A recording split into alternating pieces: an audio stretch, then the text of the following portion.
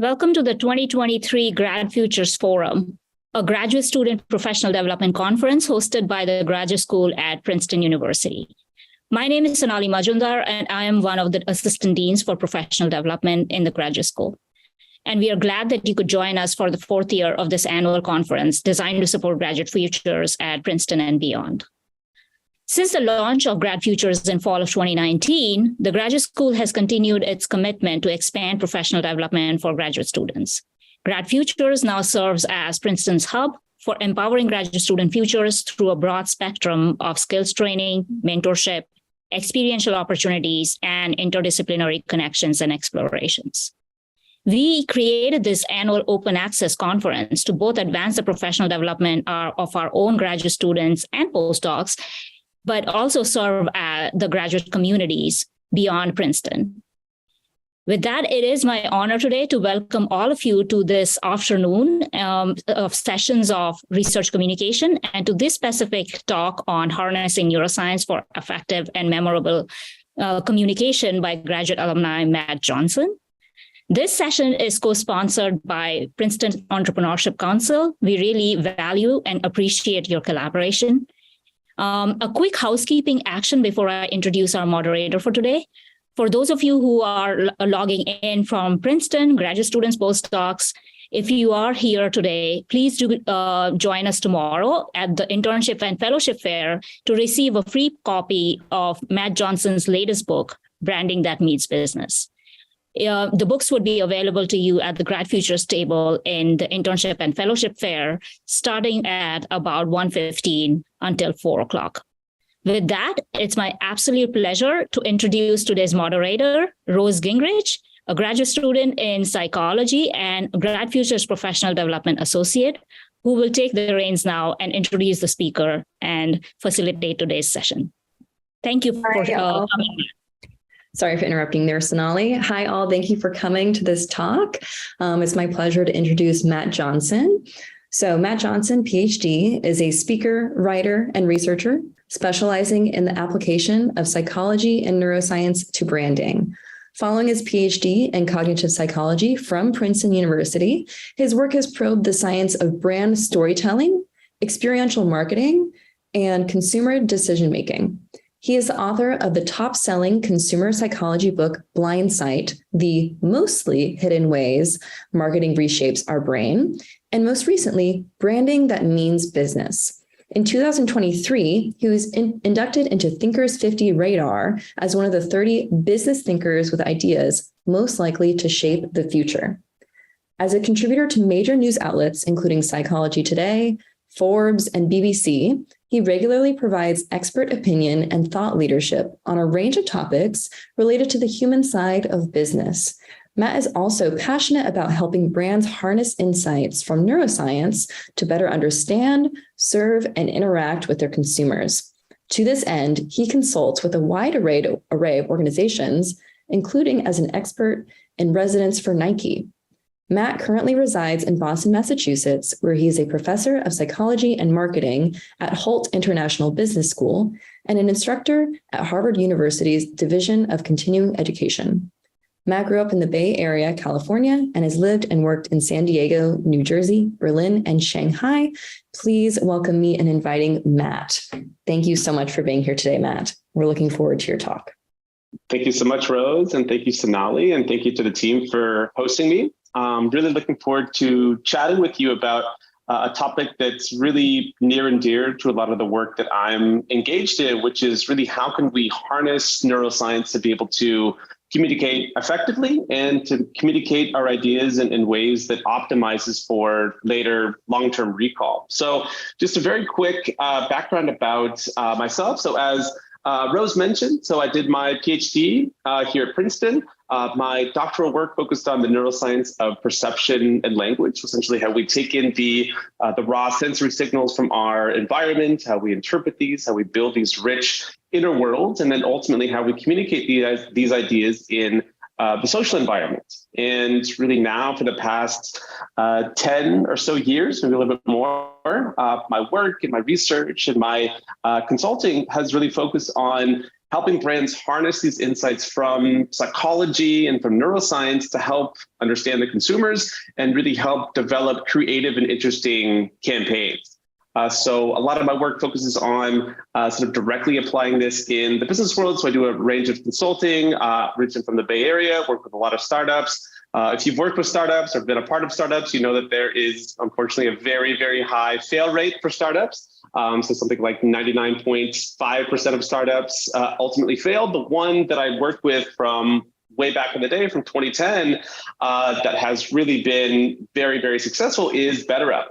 So I knew BetterUp when they were a 4-person company. I just went back and visited them in San Francisco a couple of weeks ago because they had a big conference. Now they're a $10 billion company. They're really fantastic. It's sort of a proud father moment. You work with so many startups and you get to know these people and their ambitions and their dreams for a very sort of early stage in their development. And very few of them actually come to the full expression of their potential, but BetterUp absolutely has. And it's a very proud to the success story there. I also worked with Nike. I spent a summer there in 2019 working with the innovation team. It's supposed to come back in 2020. Obviously, we all know what happened in 2020, COVID, other plans, but we've had a sort of a long-term remote relationship. And I also do a bit of work with Porsche and some other brands as well.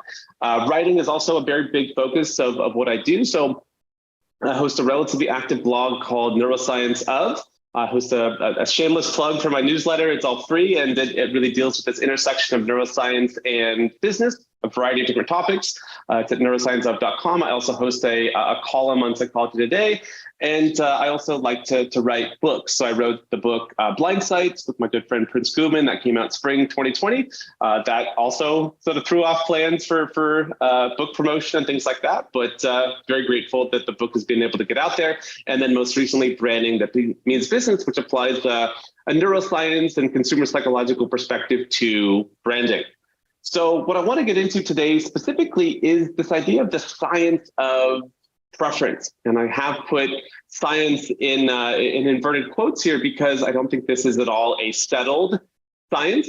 It's a very big open question as to sort of why we like the things that we like. But nonetheless, we have come to understand some variables, and we have come to understand a certain degree of boundaries on this massive problem space of human preference.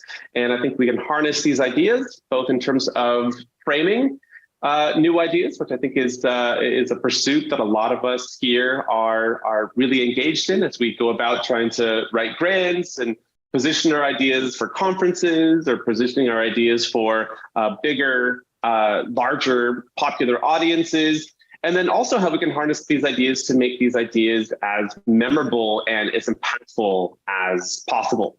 And then we can open it up at the end to some questions. I should also say as well that if anything comes up during the talk, please let us know. I'm more than happy. We can take things on a sort of a slight tangent, which I'm always happy to do. I have a 4-year-old who's just getting into his phase of asking these really sort of non sequitur questions basically all the time. So however tangential you think your question is going to be, you're not going to out tangential my 4-year-old. So I'm more than happy to take things on a different path. And that's always sort of leads to exciting conversations. So to kick us off, the question that we're most sort of interested in here is a very broad one, which is this: why do we like what we like? And trying to take a scientific and empirical question on this gets us into, again, this sort of the science of preference. And so the first thing that we sort of know about the science of preference is that we like the things in our immediate environments. Of all the things that exist in the world, and now all the hypothetical things that we can sort of conjure up into our minds, or with, let's say, generative artificial intelligence, we tend to like the things in our immediate environment. We like the things that we are exposed to. So this is, of course, a pretty obvious realization. How could we possibly like the things that we haven't ever encountered? But it turns out when we dive a little bit deeper into this, it's more than just opportunity.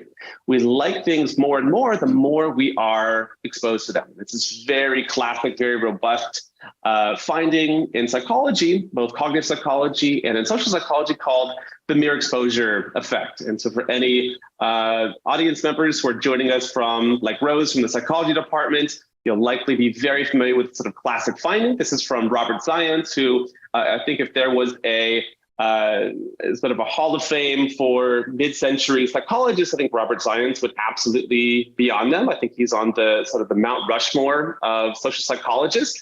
And he had these great sort of series of studies where he exposed participants to a series of random Chinese characters and didn't give them really any tasks, just told them to simply sort of pay attention to these. And these were not Chinese speakers. They had no familiarity with Chinese characters or the Chinese language. You're just looking at these and you're just told to pay attention. And then what he did is he brought these participants back 2 weeks later. He showed these characters again. Some of these characters they had seen, some they hadn't. And then he asked them, all right, what do you think these characters mean? And the participants were like, I have no idea, Mr. Zients, I don't speak Chinese. But he's like, okay, just you and me, just guess. And when asked to interpret what they thought these characters meant, the old ones were assumed to be more positive things. And they did some subjective ratings of sort of sentiment. And the participants actually felt happier when viewing the older ones as well. These were pretty surprising findings when they first come out. This has been replicated over 30 times. And this does seem to be a relatively robust effect within cognitive psychology. So we tend to like things the more we are exposed to them. There's some good evidence of this as well from developmental psychology, that babies exposed to sounds and tones during gestation, so prenatal infants, will tend to prefer those sounds after they are born. There's actually some studies suggesting the same is true as well for baby chicks. I don't know if I would completely trust these findings, if these would replicate it again and again, like Robert Zients' studies have. But nonetheless, it does provide some support for this idea that the mere exposure effect is robust, and it's not just a feature of the human condition, but maybe a much more broader feature of the animal kingdom as well. And of course, we see this to a certain extent in the business world, right? So there's not a soul alive on the planet who hasn't heard of Coca-Cola. But nonetheless, Coca-Cola Corporation spends upwards of $10 billion on advertising. It's not to raise brand awareness. All of us know what Coca-Cola is. All of us know what Coca-Cola tastes like. But each additional exposure to Coca-Cola actually increases our preferences towards the brand and makes the drink taste that much better. So the experience of seeing and experiences this brand actually increases likability. So coming back to the science of preference, we have a clear takeaway here, which is that we're drawn to what's familiar and predictable. So far, so good. But at least when I first heard about these studies, I first thought of going on vacation, right? And you go on a vacation in which you're having sort of a pretty similar experience day in and day out. And you think that I'm exposed to the same stimuli, I'm having roughly the same experience. But if I'm trying to sort of monitor my happiness and my enjoyment and the pleasure that I take from the experience, it probably looks something like this. It is, going in a sort of a downward direction. And this is also a very classic finding in cognitive psychology called repetition habituation.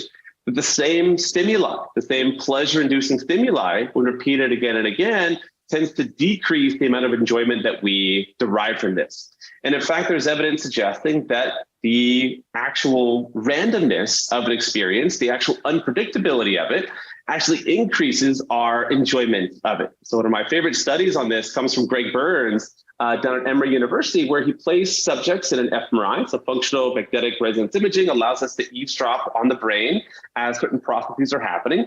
And he just had people drink juice.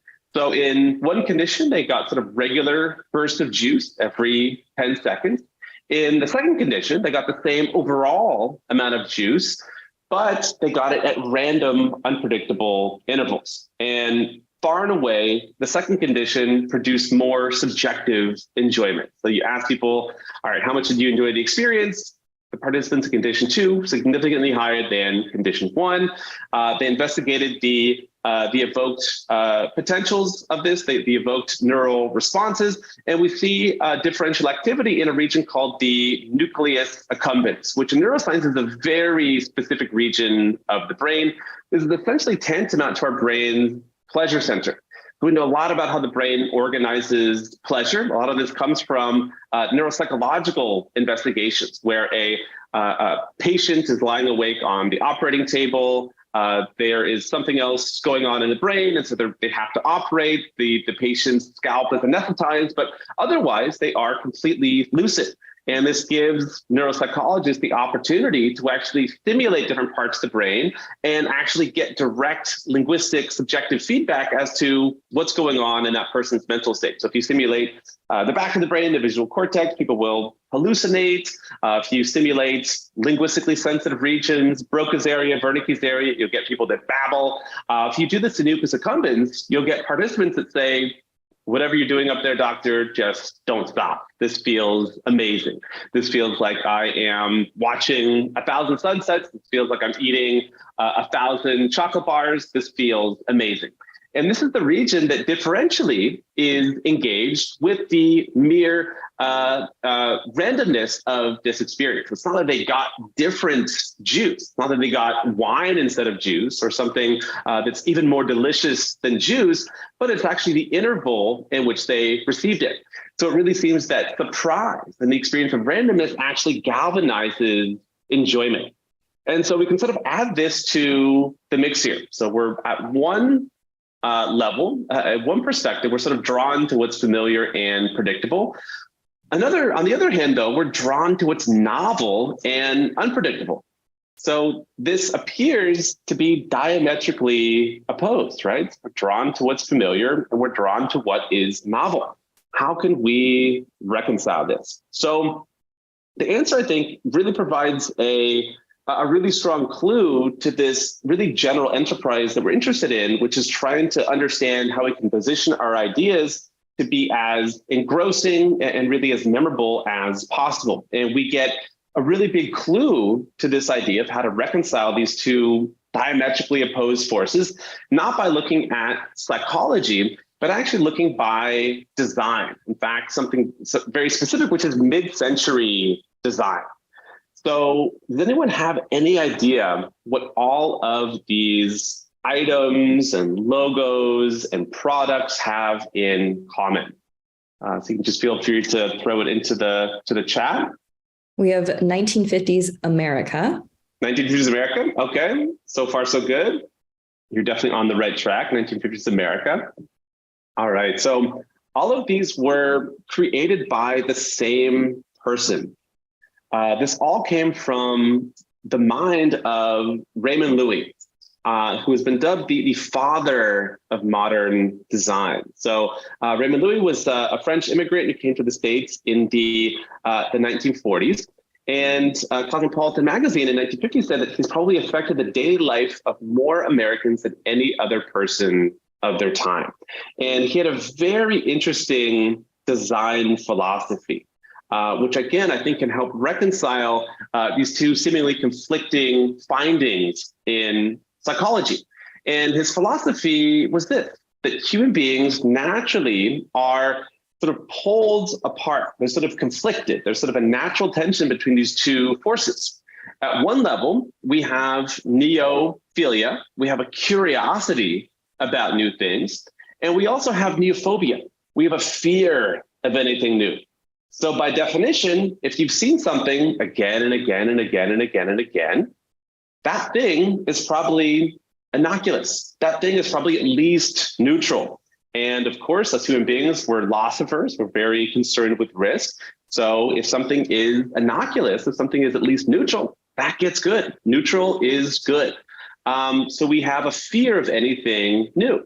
And so this was a observation, this was a intuition that Raymond Loewy put into his design practice.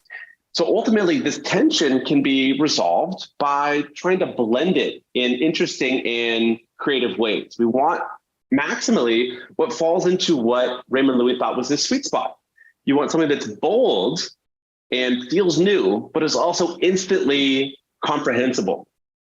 And his philosophy was called Maya, most advanced yet acceptable.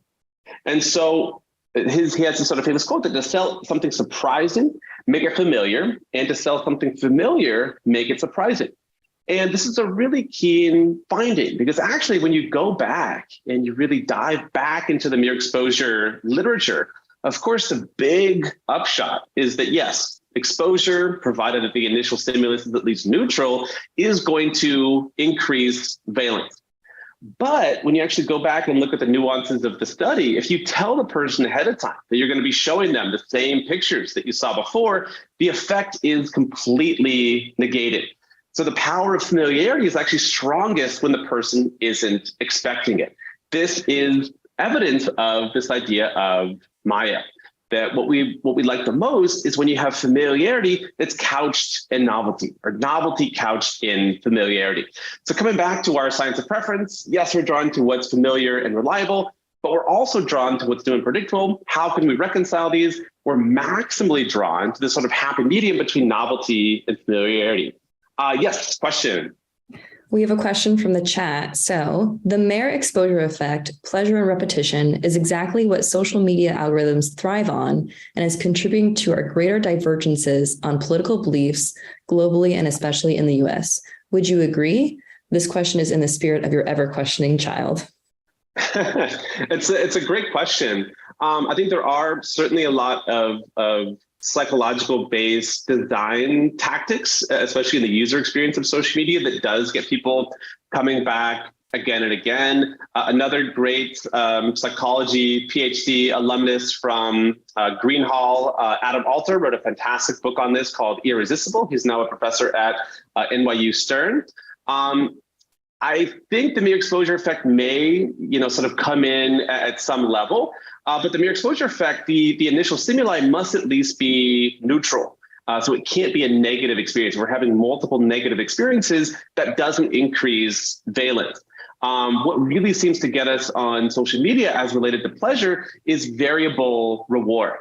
So coming back to sort of the juice study, that sort of random pleasures that we get is something that's built into every social media platform. So sometimes you're scrolling through Instagram and, something immediately gratifying and highly rewarding is right there for you. Sometimes you have to scroll longer and longer to get something pleasureful.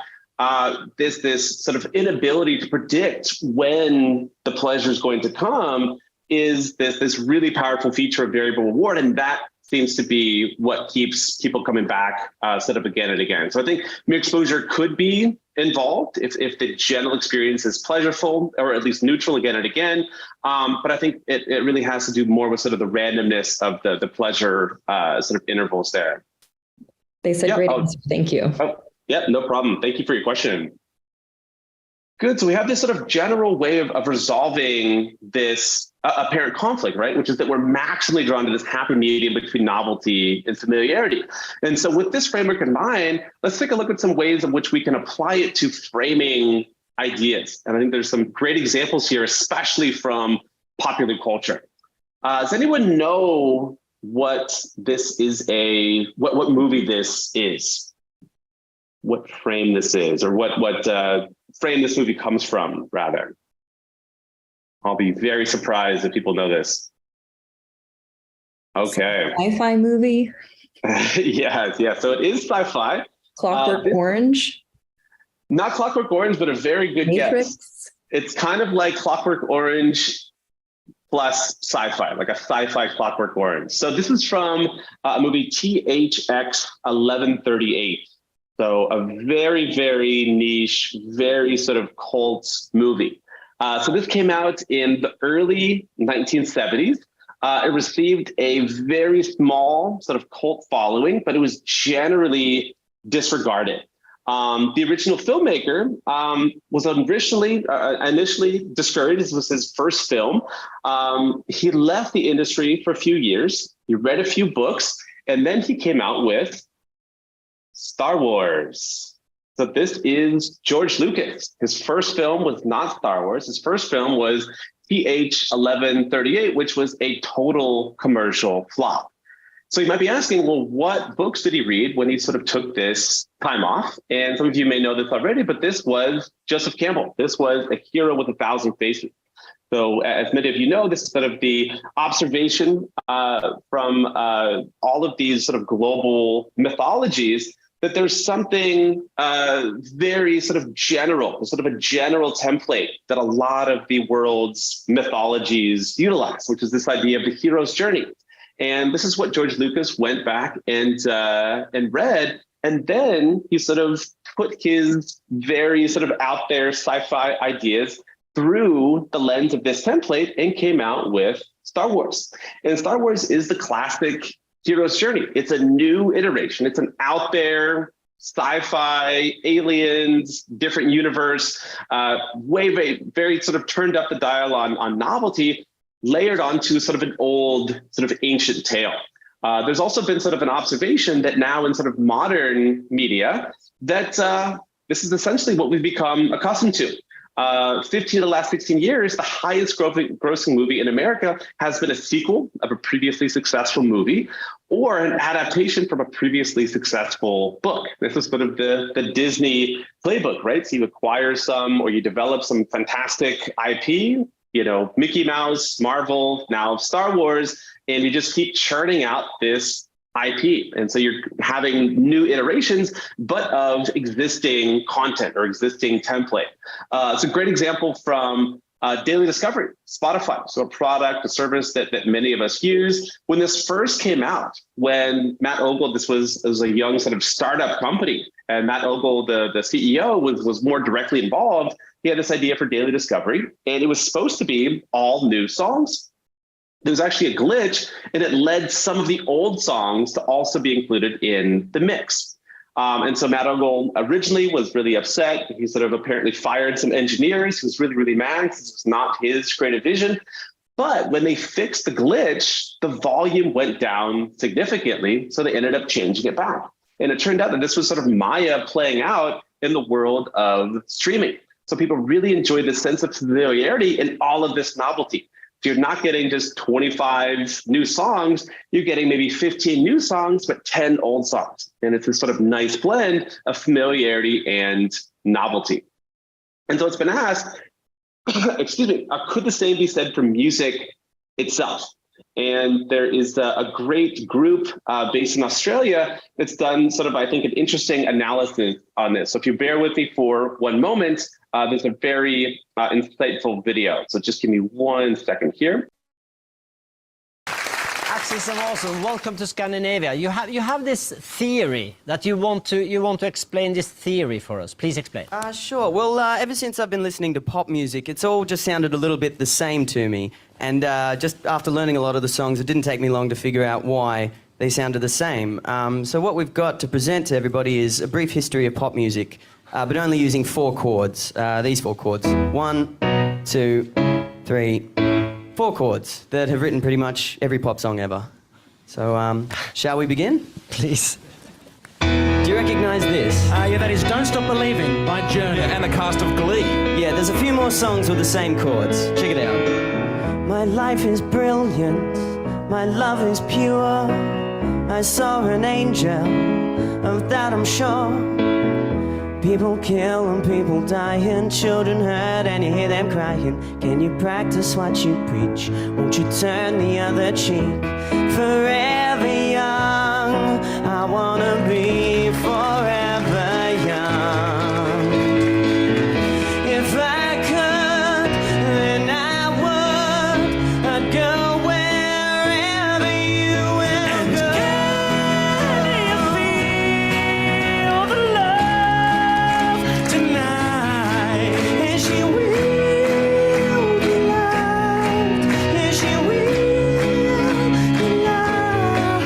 Oh, country road, take me home to the place where I belong. I'm your biggest fan. I'll follow you until you love me. Paparazzi. With or without you. Now double time. 1, 2, 3. Wanna find myself in times of trouble. Mother Mary comes to me. I come from a land down under. I need some love like I've never needed love before. I'm gonna make love to your baby. Take on me. When I come around, Take me on. when I come around. I'll be gone when I want you. Almost save tonight. Take a lot to drag me And away fight the break of from you. dawn. Come, there's London, love. 100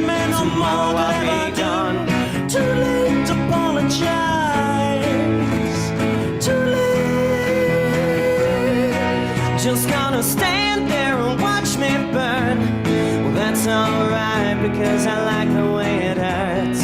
It's my life, it's now or never. I ain't gonna live forever. Can't read my, no, we can't read my poker face. Bobby, let's go party. Enjoy yourself, take only what you need from it. A family of trees won't it? Time to say goodbye. Little mistletoe, should old acquaintance be forgot and never brought to mind? Doesn't that sound familiar? Doesn't that hit too close to home? Doesn't that make you shiver, the way that things have gone? And doesn't that seem peculiar? 'Cause everyone wants a little more. It's something I do remember, to never go this far. That's all it takes to be a star.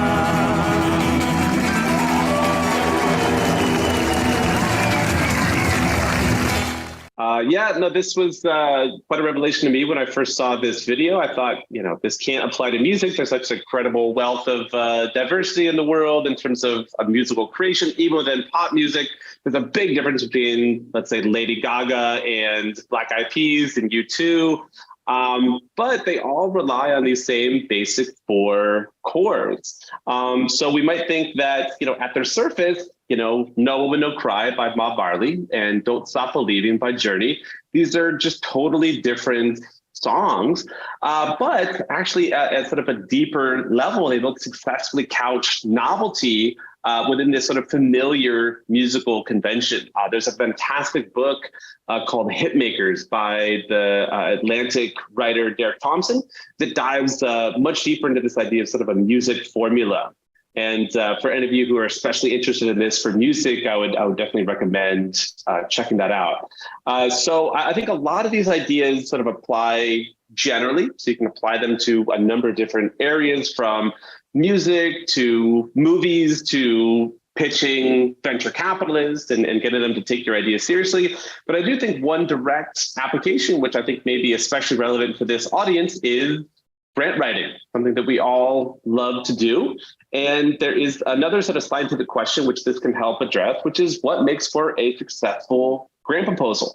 And it turns out that this philosophy of Maya actually pertains to grant writing as well. So there's a great experiment back in 2012 where researchers went through about 200 proposals, and they didn't know if these proposals had been accepted or not. They didn't know the NIH scores, but they just independently rated them for perceived novelty.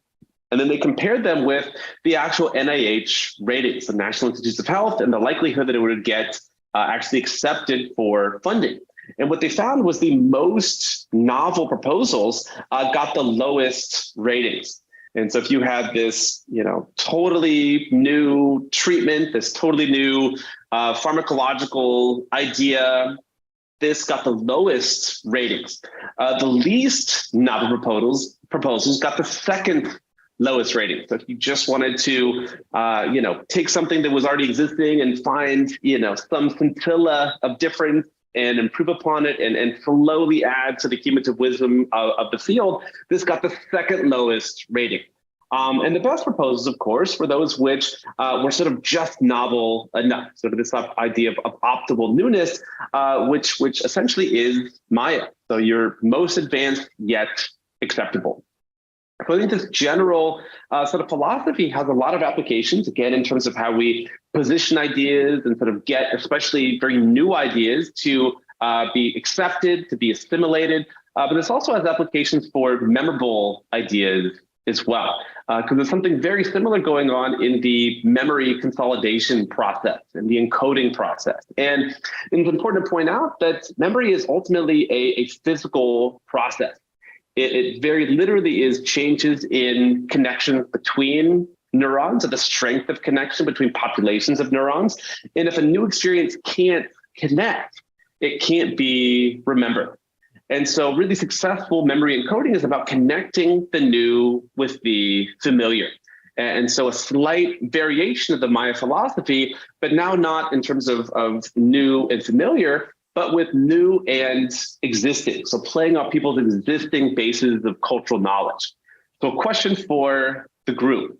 So hopefully I'm not dating myself too much here by saying that Speed was an excellent movie when I was growing up. But if you were pitching a movie, if you're pitching Speed and you could only use a single line, a single sentence to describe it, how would you describe Speed in a single sentence to someone who's not seen it before? And feel free to just throw this into the chat as well. Man saves woman from bus. All right, man saves woman from bus. I like it. All right. So this is actually a true story of how Speed was initially pitched. So the original screenwriter, it was there just like George Lucas with TH-38. A speeding bus can't stop, everyone dies. Pretty much spot on, Laura. I like it. So the screenwriter for Speed couldn't find any production houses, any movie houses that take this idea seriously. He would explain it as, well, I've got this superstar and the bus can't go below 60 miles per hour or else everybody, dies. And so they have to go fast and they also have to figure it out. And, he had these very long-winded explanations.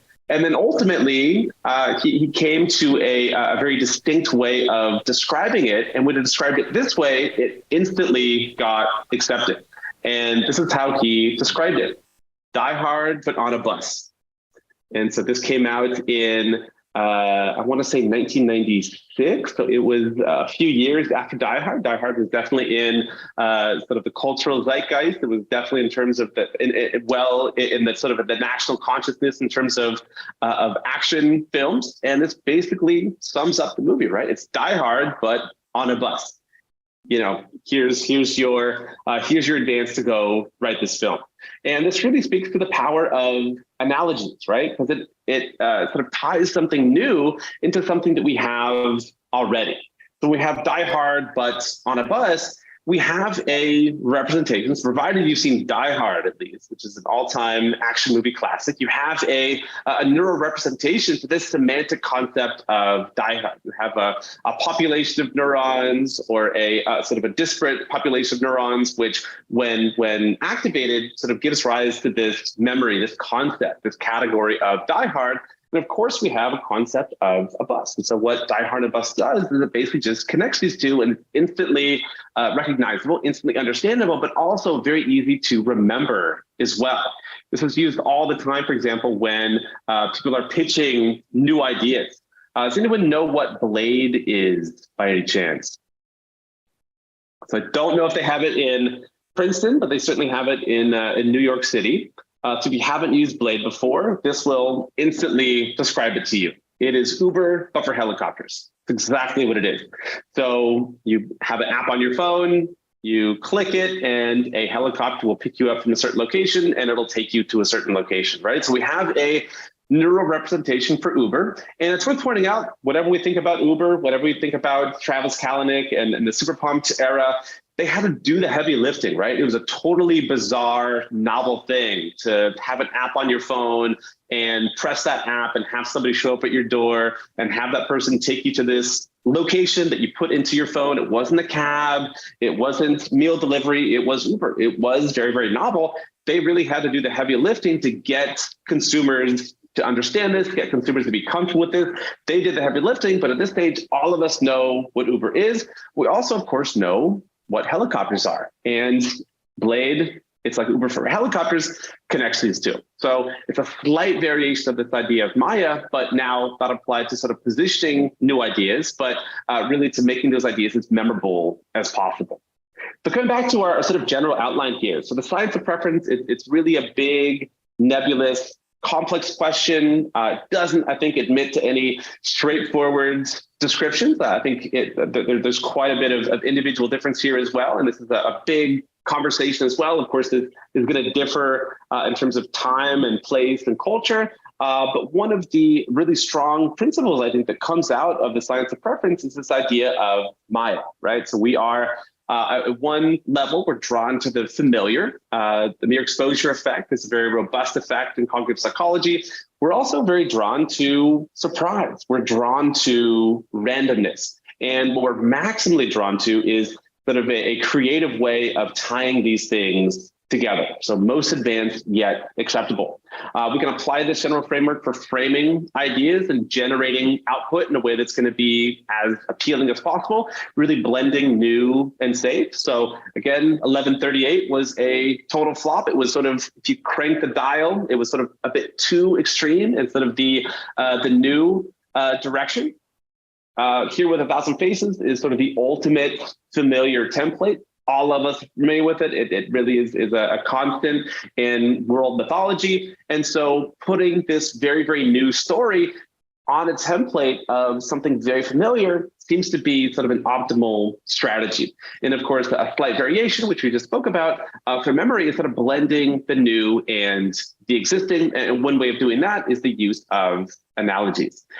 So I'm more than happy to keep in touch about these ideas. As well as I mentioned, all my contact information and everything I'm up to is on my website at neuroscienceof.com. And as much as I have some of the same critiques and worries about social media, I do spend way too much time on social media, particularly LinkedIn and Twitter, and I'm happy to spend our variable rewards on these platforms. I am at Matt Johnson is me, and yeah, I'm happy to open it up to questions that you guys have here as well, and to continue the conversation. Thank you so much, Matt. Yeah, everyone just type in your questions as you have them in the Q&A, and I will address them to Matt. So we have a question from a little bit earlier. It was kind of carrying on with the social media question. And I think you touched on this a little bit, but I'll just ask it and see if you have anything to add. So Aman asks, I would think that the scrolling mechanism creates familiarity and then variable reward comes from new content. Would you agree? Yeah, I think that's a good observation that the platforms, both there's user experience, which is consistent within each platform, but now as sort of a general category of digital experience, each platform does have a familiar way of engaging the user and setting up a profile, and everything has a news feed. This was way back in 2008 when they started the news feed for Facebook. Everybody hated it at first. People were writing to the head of their UX, asking for her to be fired. But now it's absolutely commonplace for every single social media platform to have a news feed and to have content from all over the person's social network, or in the case of TikTok, from outside of the social network, to be able to sort of see that in a centralized place. So I think you're absolutely right that the general platform and the UX is familiar, and then there's different ways of experiencing their reward on that platform. Yeah. So I think, yeah, this idea of sort of Maya definitely comes up a lot in social media. I think one area where it comes up quite a lot in our digital experiences is the use of memes, right?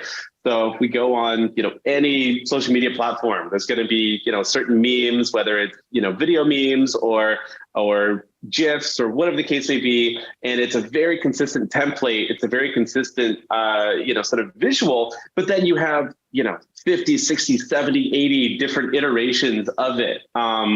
I don't know if these memes have names, but the one where, the dog is, sitting at the table and they're all like the house is on fire and it's like, this is going to be fine. Like that applies to, anything from as serious as climate change to everything as trivial as, I didn't do my homework and now I have to go see my 8th grade teacher.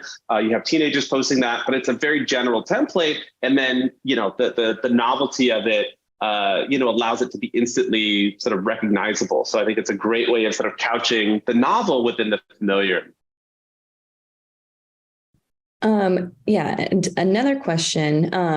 We need to wrap up a little bit early, but we have some time for some more.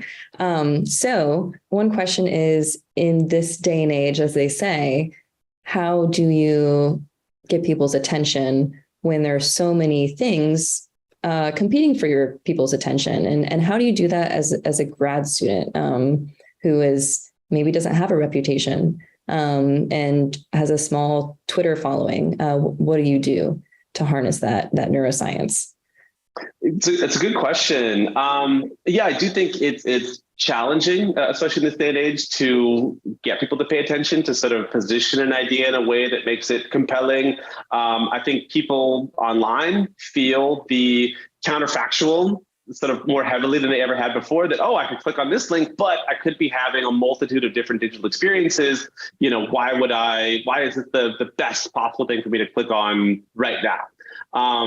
And so I think that sort of the number one thing, especially in the digital environment, is it has to be different. So you're really sort of cranking up the novelty. So our exogenous attention, the extent to which our attention is naturally drawn towards external stimuli, is really geared towards contrast. And so if it's on Instagram, for example, and your entire news feed is like pictures of brunch, like the last thing you would want to do is, have a picture of brunch and then, expect people for that to divert people's attention. So I think there is a sort of general principle, and this is sort of Seth Godin's idea, that when everyone zigs, you zag, or when the conventions are such that it's X, do Y. And so I think there's a lot of wisdom in that. I don't think it's something that is always going to work for every possible solution. So it's not a copy and paste approach. I think it also has to be blended with creativity, and it has to be done through the lens of one's authentic brand in a way that they can actually follow up with and position their idea with. But I do think as sort of a very general rule of thumb, that really trying to do something that's different than the digital experience, than the platform, than the conventions, that is something worth considering. Thank you. Thank you so much for that. It's really, really interesting.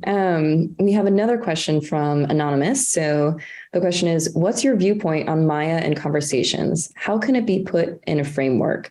And what is your viewpoint on its ethical aspect, that we are creating a personality that might not be true to optimize attention?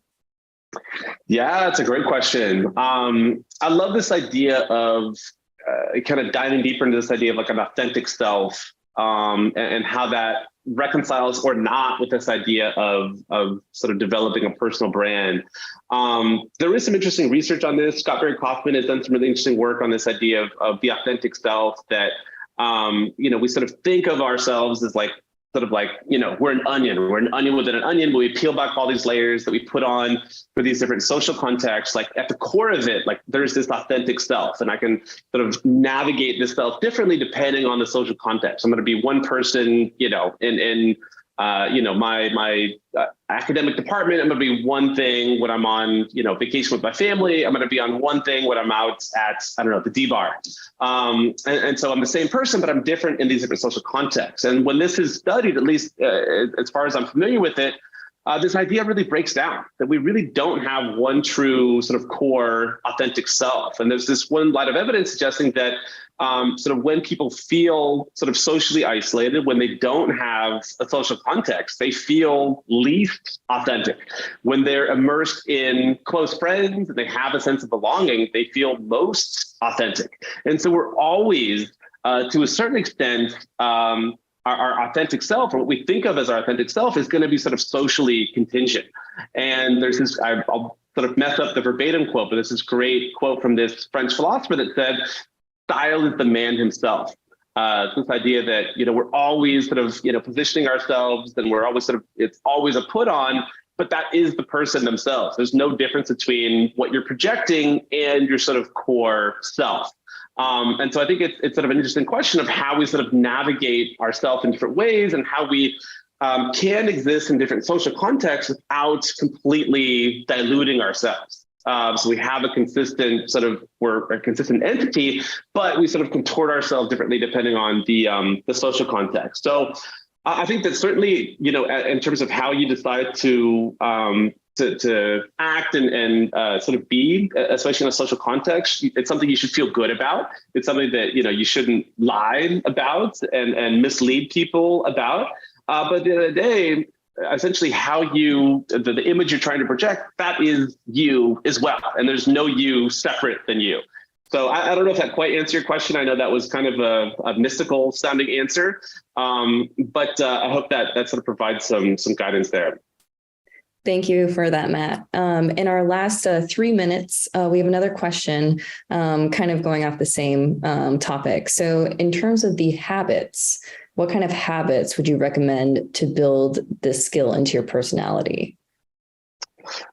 Yeah, I think in terms of developing this habit of trying to make ideas as sort of accessible as possible, I do think sort of the use of sort of abstract language can be very helpful here. So whether that's the use of analogy or that's sort of the use of metaphor, but really trying to sort of put yourself in the shoes of the person that you're speaking about, sort of having, good empathy for their, culture background, and then what you can reasonably assume about their base of semantic knowledge, and then positioning your message in a way that can connect with that base of knowledge. So this also sort of ties back to the last question of sort of how to be different in different social contexts and how to be authentic. But I think generally speaking, you're always trying to get your ideas to be understood, not in some sort of absolute sense, but in terms of the specific audience that you are speaking to. And the more you can sort of be sensitive to the unique backgrounds of the audiences that you're speaking to, especially in terms of the sort of cultural references and the semantic base that you're sort of tapping into, I think the better you're able to utilize analogy and metaphor and other ways of sort of connecting your sort of very new ideas with their sort of existing baseline. That's fantastic. Really, really interesting. We have about 2 more minutes. And so we have time for maybe one more question. And the question is, what brand is doing best right now? What upcoming brand, and what is it that they're doing? Just real quick answer if you have one. Sure. So I think sort of one of the interesting breakout brands of 2022, which many of you will be familiar with, was Liquid Death, right? So I think it's very interesting if Liquid Death is going to, sort of stay the test of time. But I think it's a fascinating story, right? So generally speaking, when you're trying to launch a brand, usually the brand comes last, right? You're trying to, sort of understand your product. You're trying to understand the basic value that you deliver. And then what you ultimately want to obtain is product market fit. And it takes a long time if you're ever going to get product market fit. And then you sort of layer in the brand. And the founder of Liquid Death, Mike Cesario, sort of flipped that on its head. He said, look at all these lame sort of generic, purity-based, water brands. Water is a commodity. People know what the product is going to taste like. Let's not do product market fit. Let's do brand market fit. Let's see if this sort of very different brand personality, which is so counter to the competitive landscape of the bottled water market, if that is actually going to hit in the market. And if so, we can create the product. So we did this very new thing, which is brand market fit. And so we developed this very sort of out there, I don't know if you guys are familiar with Liquid Death or have seen it, but it's a sort of dark humor, self-aware, dark humor, like metal rock brand. So it's very niche, very well-defined, very distinct, lends itself to all these really interesting kinds of advertising and content, and shot a video that you can look up online. I won't show it here, but it shot it for $15,000. It was their first ever commercial, and it just took off. And it became very, very popular. And so they said, okay, the brand is going to work. Now let's create the product. The product was water, so it wasn't too difficult to do. So Liquid Death sort of started in 2021. Now at the end of 22 is valued at $1 billion, which is pretty impressive for a consumable brand. I think the interesting thing with Liquid Death is now to see if it's going to stand the test of time. There's lots of brands that develop a personality that can be compelling in a certain sort of cultural zeitgeist and a certain cultural window. But as that window shifts, the brand personality and the following for that brand personality doesn't always shift along with it. There's a reason why the most tried and true, beloved, long-term brands are Coke, happiness, right? Nike, ambition, these perennial brands have perennial brand personality. Is, dark humor, self-awareness, is that perennial enough to, be a long-term brand? Or is it going to be kind of a fad that sort of fades out in a couple of years? I don't know, we'll sort of see, but I think it's a really interesting brand, and they've done some really innovative things there. Thank you so much, Matt. That was a great answer. And thank you so much for talking to us today about harnessing the neuroscience of effective communication. This was great. Thank you so much.